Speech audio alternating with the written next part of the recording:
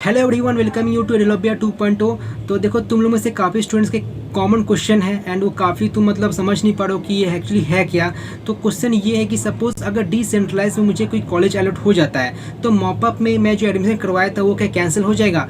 तो देखो, मैं बताना चाहता हूँ कि सपोज़ मॉपअप में एंड राउंड 2 में क्या रूल था कि सपोज़ मॉपअप में तुम्हें कोई कॉलेज अलॉट हो गया, सपोज़ मॉपअप में कोई कॉलेज अलॉट हो गया तो राउंड 2 का जो कॉलेज था वो कैंसिल हो जाएगा। ये रूल था मॉपअप एंड राउंड 2 के बीच में कि अगर मुझे मॉपअप में कोई कॉलेज अलर्ट हुआ देन राउंड 2 का जो कॉलेज मिला था मुझे वो कैंसिल हो जाएगा। अब बात आया डिसेंट्रलाइज का। अब देखो, डिसेंट्रलाइज में अगर तुम्हें कोई कॉलेज अलर्ट होता है तो ऐसा नहीं है कि तुम्हारा जो पहले वाला जो कॉलेज था, जो पहले वाला सीट था वो कैंसिल हो जाएगा, ऐसा नहीं है। ये बात याद रखना। एग्जाम्पल के तौर पर सपोज कोई स्टूडेंट्स को मॉपअप में मान लो किसी को पुरुलिया मिला है, मान लो क्या किया, मॉपअप पे पुरुलिया मिला था एंड पुरुलिया में यानी कि Ramkrishna Mahato government engineering college, उसमें वो एडमिशन करवा के रखा है। अब उसका मन कर रहा है मुझे यूआईटी वर्धमान में मुझे सीएससी चाहिए या सपोज़ मुझको ईसी चाहिए।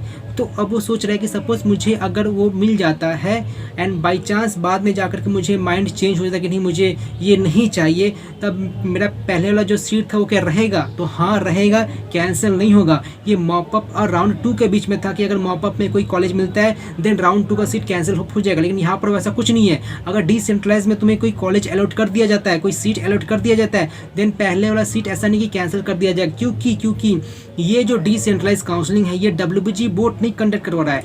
ये जो डिसेंट्रलाइज काउंसलिंग है ये प्योरली जो कॉलेजेस है वो करवा रहे हैं। ऐसा नहीं कि मतलब यूआईटी वर्धमान डिसेंट्रलाइज काउंसलिंग करवा रहा है तो उससे ज़्यादा पर का कुछ मतलब नहीं है, कल्याणी का कुछ मतलब नहीं है, जलपाईगुड़ी कुछ मतलब नहीं है, ऐसा कुछ उससे मतलब है ही नहीं। ये purely and purely UIT Bardhaman पर डिपेंड करता है।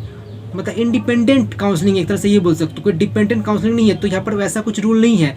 तो अगर तुमको मान लो डिसेंट्रलाइज में कोई कॉलेज अलॉट हो जाता है तो पहले वाला कॉलेज रहेगा। अब रिफंड मिलेगा कि नहीं मिलेगा ये तुमसे कॉलेज में जाकर के बात करना पड़ेगा।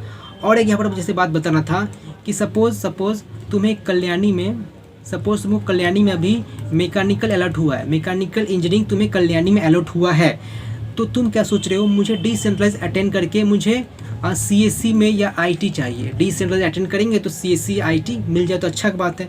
तो देखो, यहाँ पर एक बात नोट करो, तुमको इसके लिए कॉलेज से कांटेक्ट करना पड़ेगा। पहले कॉलेज को बताना पड़ेगा कि मैं डिसेंट्रलाइज में पार्टिसिपेट कर रहा हूँ, तो मेरा जो पहले वाला जो सीट है उसको क्या मैं विड्रॉल करना पड़ेगा। क्योंकि मैं लास्ट ईयर में ये हुआ था कि जो उसी कॉलेज में अगर तुम डिसेंट्रलाइज अटेंड करना चाहते हो तो कॉलेज को बताना पड़ेगा कि मैं ये जो सीट है मैकेनिकल वाला उसको मैं विदड्रॉल कर रहा हूँ एंड फिर मैं सीएससी आईटी के लिए अप्लाई कर रहा हूँ। तो ये अगर तुम सेम कॉलेज में अगर डिसेंट्रलाइज के लिए अप्लाई कर रहे हो देन कॉलेज से पहले बात कर लो। लेकिन और कोई कॉलेज में अप्लाई कर रहे हो तो उससे कुछ मतलब नहीं है, सीट कैंसिल करने का कुछ डर नहीं है।